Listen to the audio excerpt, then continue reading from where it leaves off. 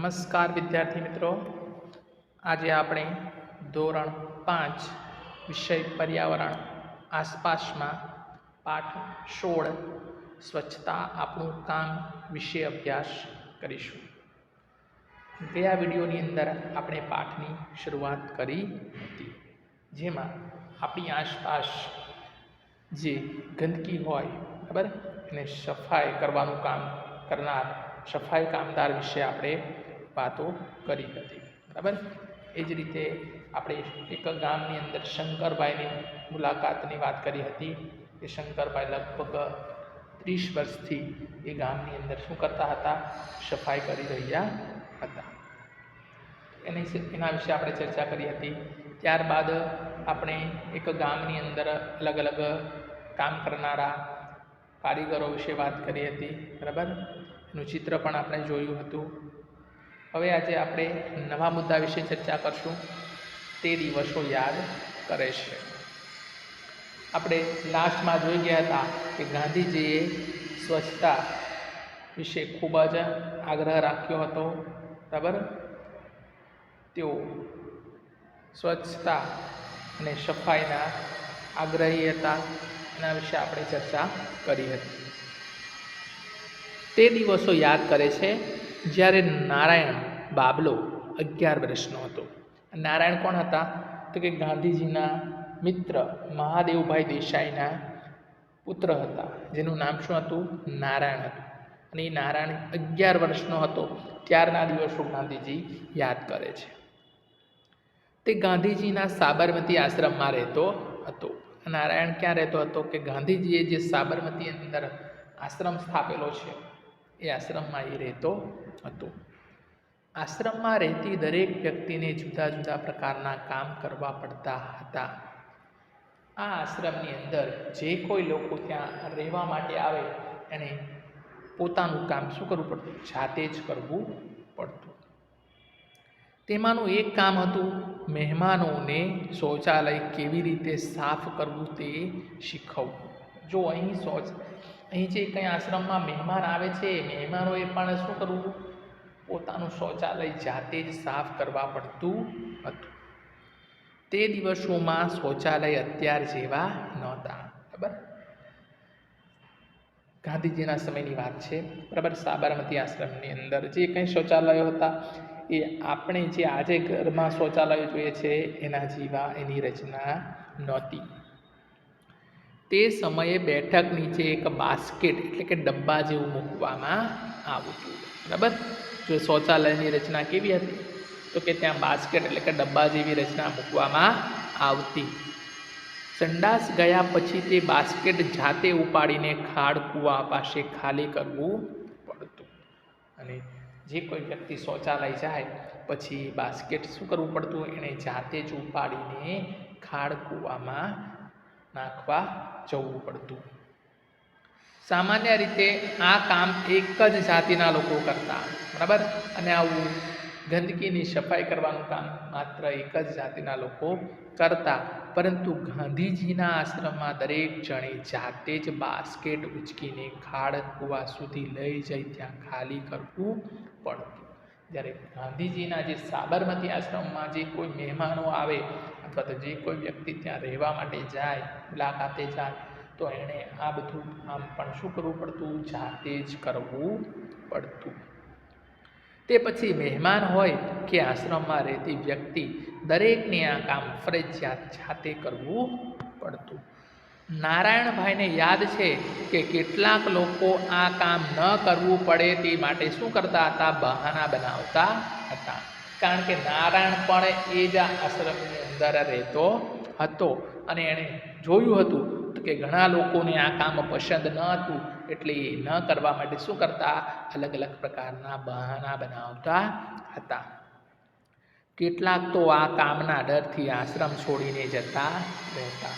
કેટલાક લોકોને આ શૌચાલયનું કામ પોતાની જાતે સફાઈ કરવા પડતી, એટલે આવા કામ એમને પસંદ ન હતા, એટલે એ શું કરતા? તો કે આશ્રમ છોડીને જતા રહેતા. એકવાર ગાંધીજી મહારાષ્ટ્રના વર્ધા શહેર પાસેના એક ગામમાં રહેવા ગયા. જો એક વાર ગાંધીજી શું કરે છે? તો કે આપણા ગુજરાતની બાજુમાં જે મહારાષ્ટ્ર રાજ્ય આવેલું છે મહારાષ્ટ્રની અંદર વર્ધા શહેર પાસેના એક ગામમાં એ લોકો જાય છે. ગામ શહેરની પાસે હોવા છતાં ગામમાં સુવિધાનો અભાવ હતો. આમ તો ગામ શહેરની નજીક હતું, છતાં ગામની અંદર એટલી બધી સુવિધાઓ જોવા મળતી નહોતી. ગાંધીજી, મહાદેવભાઈ અને તેમના સાથીઓ ગામના શૌચાલયની સફાઈ કામ કરવા લાગ્યા.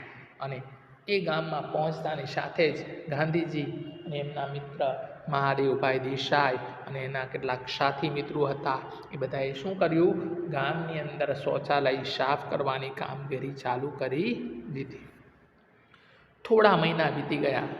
એક દિવસ સવારે ગામના શૌચાલયમાંથી એક માણસ હાથમાં લોટો લઈને મહાદેવ પાસે આવીને કહેવા લાગ્યો, આ શૌચાલયમાં ખૂબ ગંદકી છે, તમે તેને સાફ કરો. આ લોકો રોજ સફાઈ કરતા. એટલે એક દિવસ શું થાય છે તો કે એક વ્યક્તિ શૌચાલય પાસે આવે છે હાથમાં લોટો લઈને, અને ગાંધીજીના મિત્ર મહાદેવભાઈને કહે છે કે આ શૌચાલયમાં ખૂબ ગંદકી છે, જરા તમે સાફ કરી દો ને. ત્યારે બાબલાએ આ જોયું તો તેને ખૂબ જ ગુસ્સો આવ્યો. તો આ રીતે પેલો વ્યક્તિ મહાદેવભાઈને શૌચાલય સાફ કરવાનું કહે છે. એટલે એમનો પુત્ર બાબલો, કોણ, નારાયણ, એણે જોયું એટલે એને તો ગુસ્સો આવ્યો. એણે વિચાર્યું કે ગામ લોકો તો એવું સમજે છે કે આ લોકો સફાઈનું કામ તો ગાંધીજી અને તેમના સાથીઓનું છે, આ યોગ્ય નથી.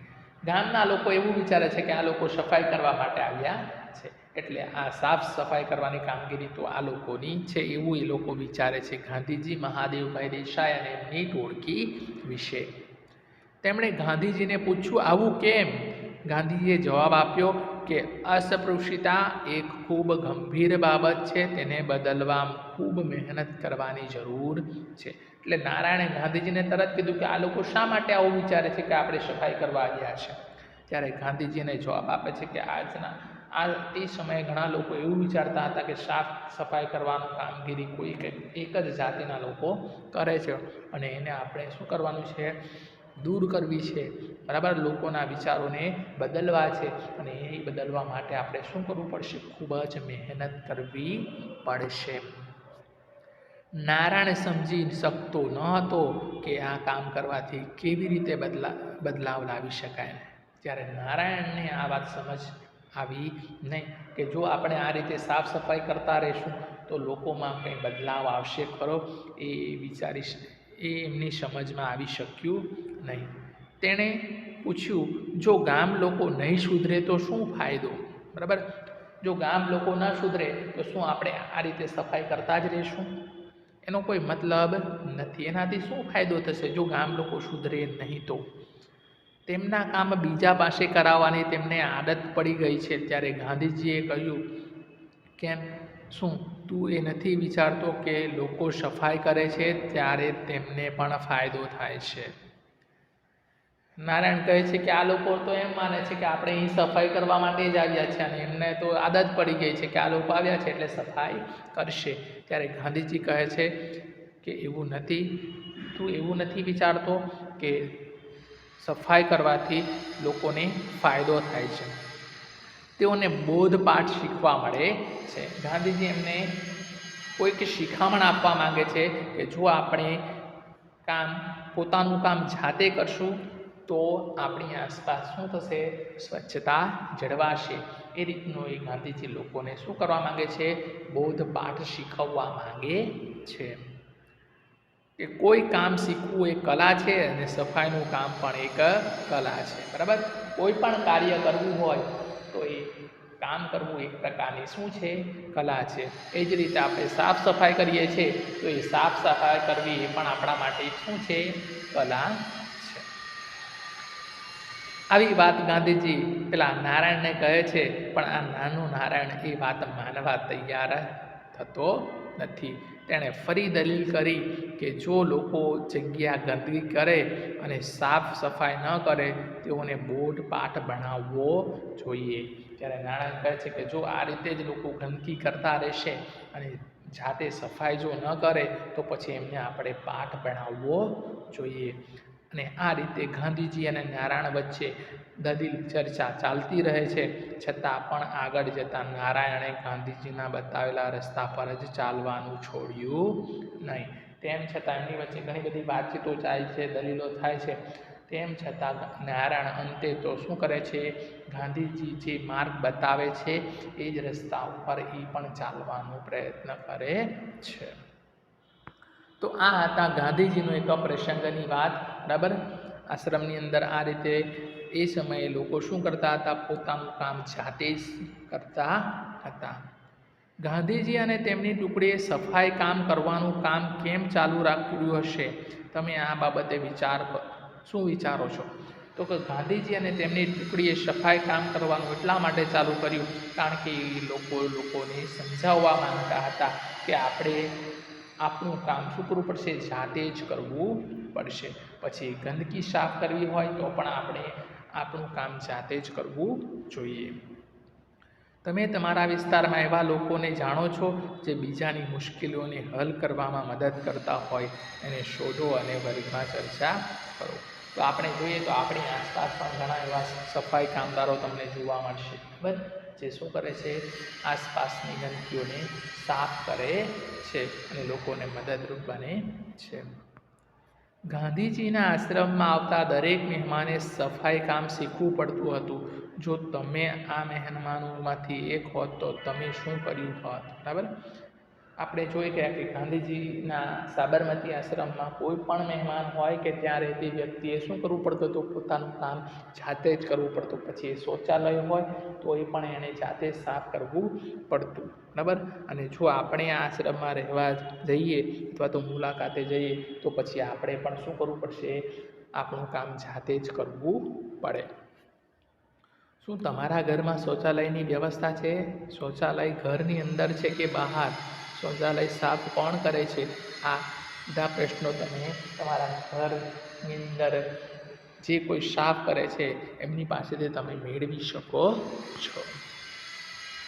ગામના ગંદા શૌચાલય તરફથી લોટો લઈ આવતા માણસે મહાદેવ સાથે કેવો વર્તાવ કર્યો? કેમ કે ગામમાં જે શૌચાલય હતું અને ત્યાં જે પેલો માણસ લોટો લઈને આવતો હતો અને જે મહાદેવને એમ કહે છે કે આ શૌચાલય ગંદુ છે, તમે સાફ કરી દો, તો આ રીતે જે વર્તાવ કરે છે એ યોગ્ય ગણાય નહીં, બરાબર. કારણ કે મહાદેવભાઈ કંઈ સફાઈ કામદાર નથી, તો ગામની અંદર સાફ સફાઈ કરીને લોકોને શું શિખામણ આપવા માંગે છે, બોધપાઠ ભણવા માંગે છે કે આપણે બધું આપણું કામ શું કરવું પડે, જાતે જ કરવું પડે. આપણી આસપાસની જે કાંઈ ગંદકીઓ છે એને આપણે શું કરવી પડશે, સફાઈ કરવી પડશે, એવું શીખવવા માંગે છે. શૌચાલય અને ગટર સાફ કરતા વ્યક્તિઓ સાથે તમે કેવું વર્તન કરશો? શા માટે? તો કે શૌચાલય અને ગટર સાફ કરતા વ્યક્તિઓ પ્રત્યે આપણે કેવું વર્તન રાખવું જોઈએ? સારું વર્તન રાખવું જોઈએ, યોગ્ય વર્તન રાખવું જોઈએ, બરાબર. એમને આપણે માનથી જોવું જોઈએ, કારણ કે જો એ વ્યક્તિઓ જો આ સાફ સફાઈ ન કરે તો પછી શું થાય, આપણે એ બધી સાફ સફાઈ કરવી પડે, બરાબર. એટલે આપણે એને યોગ્ય રીતે સારી રીતે એની સાથે વર્તન કરવું જોઈએ, નહીં કે એને તુચ્છકારવું જોઈએ. મળવા જેવા માણસ. અહીં આપણને એક વ્યક્તિની વાત કરી છે, એનું નામ છે જગુભાઈ, બરાબર. એની સાથે મુલાકાત કરવા જેવી છે. વ્યવસાય એ ખેતી કરે છે. જગુભાઈનો વ્યવસાય ધંધો શું છે? ખેતી છે. પરંતુ તેઓ અનેક ગુણોનો ભંડાર, દરેક કામ ચોકસાઈથી કરે, ઝીણવટથી કરે. એમની અંદર ઘણા બધા ગુણો રહેલા છે. કોઈ પણ કાર્ય કરે તો એ કામ ખૂબ જ સાવચેતીપૂર્વક, ઝીણવટથી એ કામ કરે છે. તેમની કામગીરી દરેકને ગમી જાય તેવી હતી, બરાબર. એ કાર્ય કરે તો ગામના દરેક વ્યક્તિને એનું કાર્ય ગમતું. આ જગુભાઈ સ્વચ્છતાના ખૂબ આગ્રહી હતા, બરાબર. એઓ પણ સ્વચ્છતા પ્રત્યે ખૂબ જ જાગૃત હતા. તેઓ અન્નનો બગાડ થવા ન દે, બરાબર. અને કોઈ વ્યક્તિ અન્નનો બગાડ કરતો હોય તો પણ તેને અટકાવવાનો પ્રયત્ન કરતા. ગામમાં કોઈ પણ પ્રસંગ હોય, પછી લગ્ન હોય, મેળાવડા હોય, ત્યાં તેમની હાજરી ફરજિયાત હોય, બરાબર. ગામની અંદર કોઈ પણ પ્રસંગ હોય, લગ્ન પ્રસંગ હોય કે અન્ય પ્રસંગ હોય તો એ જગુભાઈ ત્યાં ફરજિયાત હાજર રહેતા અને સ્વચ્છતાનું લોકો પાસે પાલન કરાવતા. જો ભોજન સમારંભ હોય તો ત્યાં અન્નનો બગાડ ન થાય એનું ધ્યાન રાખતા. તેઓ સ્વચ્છતા બાબતે ખૂબ ધ્યાન રાખે. લોકો કચરો ગમે ત્યાં નાખે તો પણ જગુભાઈ જુએ એટલે તરત જ કચરો ઉપાડીને કચરા પેટીમાં કે યોગ્ય જગ્યાએ નાખી દે. જો આવા પ્રસંગોની અંદર પણ જગુભાઈ પોતે પણ શું કરતા? સ્વચ્છતાનું પાલન કરતા. બરાબર. કોઈ લગ્ન પ્રસંગ હોય કે મેળાવડાનો પ્રસંગ હોય, લોકો હાજર હોય અને કચરો ગમે ત્યાં નાખે તો એ જુએ તો પોતે જાતે એ કચરો ઉઠાવી લે અને કચરા પેટીમાં નાખે. ભોજન વખતે પણ થાળીમાં જો કોઈએ અન્ન બાકી મૂક્યું હોય તો તેને પ્રેમથી ખવડાવે અને સમજાવે. બરાબર. ભોજન કરવા બેઠા હોય અને જો કોઈ વ્યક્તિની થાળીમાં ભોજન વધે, એનો બગાડ થાય એવું હોય તો એ તરત જ એને શું કરે? પોતાની પાસે બોલાવે અને પ્રેમથી સમજાવે અને જે વધેલો ખોરાક હોય એ પાછો એમને ખવડાવે અને અન્નનું મહત્ત્વ સમજાવે. અન્નનો બગાડ ન થવો જોઈએ એવી વાતો એને પ્રેમથી સમજાવે. અને આ રીતે એઓ અન્નનો બગાડ થવા દેતા નહીં. તેમની આ પ્રવૃત્તિ જોઈ બીજા લોકો પણ તેમના આ કામમાં મદદરૂપ થવા લાગ્યા. અને આ રીતે જગુભાઈ લોકોને સમજાવવાનું કાર્ય કરે એટલે લોકો પણ એમના કામગીરીથી ખુશ થયા અને પછી લોકો પણ બીજાને આ રીતે મદદરૂપ થવા લાગ્યા. ધીમે ધીમે પછી તો લોકોની આદતોમાં સુધારો આવતો ગયો અને હવે તો એ ગામની અંદર જોઈએ તો દરેક લોકો ખૂબ જ સ્વચ્છતાનું પાલન કરતા થઈ ગયા. બરાબર. અને અન્નનો બગાડ ન થાય એનું ધ્યાન રાખતા થઈ ગયા. લોકોમાં ઘણો બધો સુધારો આવી ગયો. તેમના કારણે લોકો હવે યોગ્ય જગ્યાએ કચરો નાખતા થયા છે અને અન્નનો બગાડ કરતા અટકી ગયા છે. તો આ રીતે જગુભાઈએ લોકોને સમજાવ્યા અને એના કારણે ગામમાં ગમે ત્યાં કચરો જે ફેંકાતો હતો એ પ્રવૃત્તિ પણ બંધ થઈ ગઈ અને અન્નનો જે બગાડ થતો હતો એ પણ અટકી ગયો. તેમને ઘણા કહેતા, તમે આવું શા માટે કામ કરો છો? શરૂઆતમાં તો ઘણા લોકો એમને સમજાવતા કે તમે આ શું કામ કરો છો? આવું કામ ન કરાય. ત્યારે તે કહેતા કે આપણું કામ બધાનું છે, તેમ નથી કરતા એટલે મારે કરવું પડે છે. બરાબર. આમ તો આ બધું કાર્ય બધાનું છે પણ કેટલાક લોકો એ કાર્યને સમજતા નથી અને ગમે જ્યાં કચરો ફેંકી દે એટલે પછી એ કાર્ય શું કરું? હું પોતે કરી લઉં છું. જ્યાં ત્યાં ગંદકી કરવી એ સારી બાબત નથી અને લોકો ગમે ત્યાં ગંદકી કરે એ સારી બાબત કહેવાય નહીં, યોગ્ય ગણાય નહીં. એટલે હું કચરો ઉપાડી લઉં અને ત્યાં સાફ સફાઈ કરવાનું કાર્ય કરું. આમ તેમની સ્વચ્છતાની પ્રવૃત્તિથી ગામના લોકો પણ આ પ્રવૃત્તિ કરવા લાગ્યા અને આ જે એમણે પ્રવૃત્તિ ચલાવી સ્વચ્છતાને લગતી અને એ પ્રવૃત્તિ જોઈને હવે ગામના લોકો પણ સ્વચ્છતાની પ્રવૃત્તિ કરવા લાગ્યા. આજે જગુભાઈની પ્રવૃત્તિને આજુબાજુના ગામમાં પણ યાદ કરાય છે. બરાબર. અને આ જગુભાઈની પ્રવૃત્તિથી ગામના લોકોમાં એટલો બધો સુધારો આવ્યો કે ગામની અંદર ખૂબ જ સ્વચ્છતા જળવાઈ અને એની પાછળનું કારણ હતું જગુભાઈની આ સ્વચ્છતા પ્રવૃત્તિ. બરાબર. અને એટલે આજે એમના ગામમાં જ નહીં આજુબાજુના ગામના લોકો પણ સ્વચ્છતાની બાબતમાં જગુભાઈને યાદ કરે છે. શું તમારા ગામમાં જગુભાઈ જેવા માણસો છે? તપાસ કરો અને તેમના વિશે માહિતી ભેગી કરો. જગુભાઈ પાસેથી આપણે શું શીખવા જેવું છે? જો તમારી આસપાસ કોઈ આવા વ્યક્તિ હોય, સાફ સફાઈ સાથે જોડાયેલા હોય, બરાબર, પ્રવૃત્તિઓ સાથે જોડાયેલા હોય તો એના વિશે માહિતી મેળવો. શાળાના વિદ્યાર્થીઓ જોડે ચર્ચા કરો. અહીં કેટલાક વિદ્યાર્થીઓનો સંવાદ આપેલો છે. સીતા. બરાબર. હું સીતા છું, આ ગીતા છે અને આ રાજુ છે. અમે 5મા ધોરણમાં ભણીએ છીએ. 3 વિદ્યાર્થી મિત્રો છે. સીતા કહે છે કે મારી સાથે ગીતા અને આ રાજુ છે. અમે ત્રણે કયા ધોરણમાં ભણીએ છીએ? 5મા ધોરણમાં ભણીએ છીએ. પ્રશ્ન: શાળામાં તમે શું કરો છો? તો ગીતા જવાબ આપે છે કે અમે શાળામાં ભણવાની સાથે સાથે શાળાકીય પ્રવૃત્તિઓમાં પણ ભાગ લઈએ છીએ. બરાબર. તો શાળાની અંદર અભ્યાસ તો કરે છે, સાથે સાથે શાળામાં જે કંઈ પ્રવૃત્તિઓ થાય છે શાળાની અંદર એમાં પણ અમે ભાગ લઈએ છીએ. એમને પ્રશ્ન કરવામાં આવ્યો કે શાળામાં સૌથી પહેલાં કઈ કામગીરી કરવામાં આવે છે? તો રાજુ જવાબ આપે છે કે અમારી શાળામાં શાળા ખુલે એટલે પહેલાં સફાઈની કામગીરી કરવામાં આવે છે. પહેલાં તો શાળા શરૂ થાય એટલે શાળાની અંદર સાફ સફાઈની કામગીરી કરવામાં આવે. વર્ગની, મેદાનની તથા શૌચાલયની સાફ કરવાની કામગીરી થાય છે. તો આ રીતે એમની શાળામાં સૌપ્રથમ સફાઈની કામગીરી થાય છે. આગળ એમને પ્રશ્ન પૂછવામાં આવ્યો કે આ સફાઈ કોણ કરે છે? તો સીતા જવાબ આપે છે કે દરેક દિવસ માટે અમે શું કર્યું છે? વિદ્યાર્થીઓની ટુકડીઓ બનાવી છે. બરાબર, અલગ અલગ વાર માટેની ટુકડીઓ છે અને જે ટુકડીનો વારો હોય એ ટુકડી શું કરે છે? તે દિવસે સફાઈની કામગીરી કરે છે. સાથે સાથે અમારા શિક્ષકો પણ એની અંદર સફાઈ કામગીરીમાં જોડાય છે. તો આ સ્કૂલની અંદર જો વિદ્યાર્થીઓ અને શિક્ષક મિત્રોની ટુકડીઓ શું કરે છે?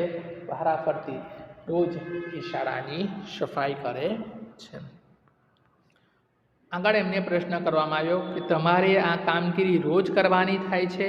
તો ગીતા જવાબ આપે છે કે ના, અમારી શાળામાં સફાઈ માટે કામદાર પણ છે. બરાબર, એ શાળાની અંદર તો કે અમારે રોજ સફાઈ કરવાની નથી હોતી. અમારા શાળાની અંદર સફાઈ કર્મચારીઓ પણ છે, પરંતુ તે અઠવાડિયામાં 2-3 દિવસ આવે છે. એટલે જે દિવસે તે ન આવે તે દિવસે અમે ભેગા મળીને સફાઈ કરીએ છીએ. આમ તો એ શાળાની અંદર શું છે? સફાઈ કર્મચારીઓ છે, અઠવાડિયામાં 2 થી 3 દિવસ સફાઈ કરવા માટે આવે અને જે દિવસે સફાઈ કર્મચારીઓ ન આવે તે દિવસે શાળાના વિદ્યાર્થીઓ અને શિક્ષકો મિત્રીને મળીને શું કરે છે? એ શાળાની સફાઈ કરે છે. આગળ એમને પ્રશ્ન પૂછે છે શું આ કામ કરવું તમને ગમે છે? ત્યારે રાજુ કહે છે કે સફાઈ કરવાનું ન ગમે. સફાઈ થયા પછી વાતાવરણ સ્વચ્છ થાય છે અને શાળામાં ભણવાનું ગમે છે. અમારે તેનો ઉપયોગ કરવાનો છે, એટલે શાળા ગંદી રાખવી યોગ્ય નથી અને શાળાને સ્વચ્છ રાખવી અમારી ફરજ છે. ત્યારે રાજુ કહે છે કે સફાઈ કરવું એ તો ન ગમે, પણ સફાઈ કર્યા બાદ શાળા સ્વચ્છ થાય, બરાબર, તો અમને શાળામાં ભણવાનું ગમે. બરાબર, ગંદકીમાં બેસીને ભણવાનું ગમતું નથી. અમારે શાળાનો ઉપયોગ કરવાનો હોય, અહીં બેસીને ભણવાનું હોય, આસપાસ ગંદકી હોય તો એ અમને યોગ્ય લાગે નહીં. અને એટલા માટે અમે શું કરીએ છીએ? શાળાને સ્વચ્છ રાખીએ છીએ અને શાળાને સ્વચ્છ રાખવું એ અમારી વિદ્યાર્થી તરીકેની ફરજ છે અને એટલે અમે એની શું કરીએ છીએ? સફાઈ કરીએ છીએ. આગળ એમને પ્રશ્ન પૂછવામાં આવ્યો કે આ કામ કરવાથી તમને કોઈ ફાયદો ખરો? ત્યારે સીતા જવાબ આપે છે કે હા, પહેલાં અમે કચરો વાળતા, મોટા સાવરણાથી વાળતા, પાટલીઓ અને ટેબલ સાફ કરતા, પાણીથી સફાઈ વગેરે કામ કરતા આવડતા નહોતા, પરંતુ મોટા વિદ્યાર્થીઓને તે કરતા જોઈ અમે પણ શીખી ગયા અને હવે અમે ઘરે પણ મમ્મીને સફાઈ કામ કરવામાં મદદ કરીએ છીએ. તો આ સફાઈ કરવાથી અમને એટલો ફાયદો થયો કે અમને પણ હવે શું થઈ ગયું? સફાઈ કામ કરતાં આવડી ગયું. શરૂઆતમાં અમે નાના હતા ત્યારે અમને આ બધું કામ આવડતું નહોતું. કચરો વાળવો, બરાબર, સાવરણાથી, મોટા સાવરણાથી વાળવું, પાટલી સાફ કરવી, પાણીથી સફાઈ કરવું એ નહોતું આવડતું. પણ અમારાથી જે મોટા વિદ્યાર્થીઓ હતા એ બધું આ કામ કરતા હતા એ જોઈને અમે પણ આ બધું કામ શીખી ગયા અને આ કામ હવે અમને ઘરે પણ ઉપયોગી બને છે. હવે ઘરની અંદર સાફ સફાઈમાં પણ અમે મારા મમ્મીને મદદરૂપ બનીએ છીએ. હવે કહો, તમારી શાળાની સફાઈ કોણ કરે છે? શાની શાની સફાઈ કરવામાં આવે છે? તો તમે શાળાની અંદર જશો તો આપણે જોઈએ તો શાળાની અંદર સફાઈ કર્મચારીઓ હોય, બરાબર, અને એ સફાઈ કર્મચારીઓ શું કરશે? શાળાની સફાઈ કરશે, ઓરડાઓમાં વાળશે, બરાબર, ત્યારબાદ ટોયલેટ, બાથરૂમ હશે એની સફાઈ કરશે. શું બધા બાળકો બધી જ સફાઈ કરે છે? તો ઘણી વખત આપણે જોઈએ તો કે કેટલાક બાળકો શું કરે છે? સ્વચ્છતાના આગ્રહી હોય, કચરો હોય તો એ ઉઠાવી પણ લેતા હોય, જ્યારે કેટલાક બાળકો એવા પણ હોય જે શું કરે? ગમે જ્યાં કચરો ફેલાવતા હોય છે. તમે શાળામાં કયા સમયે સફાઈ કરો છો?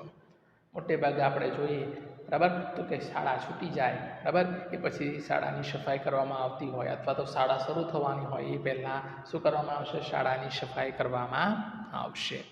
છોકરાઓ અને છોકરીઓ એક જ પ્રકારનું કામ કરે છે કે અલગ અલગ? બરાબર, તો ઘણી વખત કેટલીક શાળાઓમાં તમે જોશો તો કે ઘણી જગ્યાએ શાળાના વિદ્યાર્થીઓ પણ શું કરતા હોય છે? સફાઈની કામગીરી કરતા હોય છે અને બધા સાથે ભેગા મળીને કામ કરતા આપણને જોવા મળે. તમારા ઘરે તમે કયા કયા કામ કરો છો? બરાબર, તો ઘણી વખત આપણે પણ ઘરની અંદર શું કરીશું? સફાઈનું કામગીરી કરતા હોય છે. ટેબલ હોય તો એને સાફ કરીએ, બરાબર, ઘરની અંદર કચરું હોય, કાગળ પડેલું હોય તો આપણે એને વીણીને કચરાપેટીમાં નાખીએ છીએ. શું છોકરાઓ અને છોકરીઓ, પુરુષો અને મહિલાઓ દ્વારા કરવામાં આવતા કામ સરખા હોય છે? તો આજે જોઈએ તો ઘણી વખત કામની વહેંચણી થઈ જતી આપણને જોવા મળશે, બરાબર, કે કેટલાક કામો આપણને સ્ત્રીઓ દ્વારા થતા જોવા મળે છે, જ્યારે કેટલાક કામ પુરુષો દ્વારા જ થતા હોય એવું આપણને જોવા મળે છે. શું તમે આમાં કોઈ બદલાવ લાવવા માંગો છો? કેવા પ્રકારનો? તો કે હા, આપણે હંમેશા સ્વચ્છતાની બાબતમાં હોય, સફાઈની બાબતમાં હોય તો પછી એ પુરુષ હોય કે સ્ત્રી, પછી છોકરાઓ હોય કે છોકરીઓ, બધાએ શું કરવું પડે? ભેગા મળીને સ્વચ્છતાની પ્રવૃત્તિ કરવી જોઈએ, સફાઈની પ્રવૃત્તિ કરવી જોઈએ. ચર્ચા કરો. શું સમાજમાં લોકો દ્વારા કરવામાં આવતા બધા કામને એક સરખી રીતે જોવામાં આવે છે? જો ના તો કેમ? શું બદલાવ લાવવો જરૂરી છે? તો કે હા, સમાજની અંદર આજે પણ જોઈએ તો કે જે સફાઈની કામગીરી કરનારા લોકો છે, બરાબર, એને લોકો હજી પણ યોગ્ય નજરે જોતા નથી, બરાબર. એમને કેટલાક લોકો એવા હોય છે કે આ કાર્ય માત્ર આ જાતિના લોકો જ કરે છે એવી વિચારસરણી ધરાવે છે, તો એ યોગ્ય ગણાય નહીં, બરાબર. એ લોકોનો જે વિચારસરણી છે એને આપણે શું કરવું પડે? બદલવી જોઈએ, બરાબર. દરેક વ્યક્તિએ સાથે મળીને સફાઈ કરવી જોઈએ, બરાબર, એવી વિચારસરણી આપણે લાવવી જોઈએ. લોકોમાં સ્વચ્છતા સંદર્ભે જાગૃતિ લાવવા શું શું કરી શકાય તેના વિશે વર્ગમાં અભ્યાસ કરો. તો કે લોકોમાં સ્વચ્છતા વિશે જાગૃતિ લાવવી હોય તો આપણે સ્વચ્છતા અભિયાન શરૂ કરવું જોઈએ, બરાબર. આપણે જાતે જ અલગ અલગ શેરીઓ, બરાબર, મહોલ્લાઓ કે સોસાયટીની અંદર જઈને સાફ સફાઈ કરીને લોકોને એનું ઉદાહરણ પૂરું પાડવું જોઈએ, બરાબર, અને આ રીતે લોકોને સ્વચ્છતા પ્રત્યે આપણે જાગૃત કરી શકીએ છીએ. તમે શાળામાં જ સફાઈની કામગીરી કરો છો કે ઘર પણ સફાઈ જાળવવામાં મદદ કરો છો? બરાબર, તમે ઘણી વખત જોયું હશે કે કેટલીક વખત આપણે શાળાની અંદર આવીએ તો આપણે જાતે સફાઈ કરી લઈએ છીએ, જ્યારે ઘરની અંદર પણ આ રીતે સાફ સફાઈ થતી હોય તો ત્યારે આપણે ઘરમાં પણ શું કરવું જોઈએ? સાફ સફાઈમાં મદદરૂપ બનવું જોઈએ. આપણે શું શું શીખ્યા? તો કે ગાંધીજી કહેતા કે દરેક માણસે દરેક પ્રકારના કામ જાતે કરવા જોઈએ, બરાબર. તો આ એક અગત્યની બાબત છે કે કોઈ પણ કાર્ય હોય, પછી સફાઈનું હોય કે કોઈ પણ અન્ય કાર્ય હોય, આપણે આપણું કામ જાતે જ કરવું જોઈએ. આ બાબતે તમે શું માનો છો? તો કે આ બાબત બિલકુલ યોગ્ય છે, બરાબર. દરેક વ્યક્તિએ પોતાનું કામ જાતે કરવું જોઈએ. જો દરેક વ્યક્તિ આ પ્રમાણે કરે તો કેવા બદલાવ આવી શકે? બરાબર, જો દરેક વ્યક્તિ પોતપોતાની રીતે જાતે જ કાર્ય કરશે, બરાબર, તો આપણે બીજી ઘણી બધી મુશ્કેલીઓમાંથી આપણે શું કરી શકીએ? ઉપાય મેળવી શકીએ છીએ, બરાબર. આપણને કોઈ પણ જાતની મુશ્કેલી પડે નહીં. જો આપણે આપણું કામ જાતે જ કરતાં શીખી જઈએ તો પછી આપણને કોઈ પણ કાર્ય મુશ્કેલ લાગે નહીં. શું તમારા ઘરમાં કોઈ બદલાવ આવી શકે છે? જો આપણે આપણા ઘરની અંદર આ બધા કામો જાતે જ કરતા થઈ જઈએ તો આપણા ઘરની અંદર પણ ઘણો બધો બદલાવ લાવી શકીએ છીએ. ઘરમાં તમારા કપડાં, પુસ્તકો અને રમવાના સાધનો યોગ્ય જગ્યાએ ન રાખો તો શું થાય? ચર્ચા કરો, બરાબર. જો આપણે ઘરની અંદર આપણા કપડાં હોય, પુસ્તકો હોય, રમકડાના સાધનો હોય, જો બધી અલગ અલગ જગ્યાએ રાખે તો ઘરની અંદર આપણને યોગ્ય વાતાવરણ જોવા મળે નહીં, બરાબર. યોગ્ય વસ્તુઓની ગોઠવણી આપણને જોવા મળશે નહીં. દરેક વસ્તુને શોધવી હોય ત્યારે આપણે પાછું બધું એને શું કરવું પડશે? વેખી નાખવું પડે. અને એના કારણે ઘરમાં બધી શું થશે? વ્યવસ્થા યોગ્ય રીતે જળવાય નહીં. એટલા માટે આપણે શું કરવું જોઈએ? આપણા ઘરની અંદર કપડાં હોય, પુસ્તકો હોય કે રમકડાં હોય એને યોગ્ય જગ્યા ઉપર જ વ્યવસ્થિત ગોઠવવા જોઈએ, તો ઘરની વ્યવસ્થા જળવાઈ રહે. તો અહીં વિદ્યાર્થી મિત્રો આજે આપણો આ પાઠ પૂર્ણ થાય છે. બરાબર, અહીં આપણે ઘણા બધા પ્રશ્નોની ચર્ચાઓ કરી. તો એ જે કાંઈ પ્રશ્નોની ચર્ચાઓ કરી એ તમારે નોંધી લેવું, બરાબર, અને એનું વાંચન કરવું. આભાર.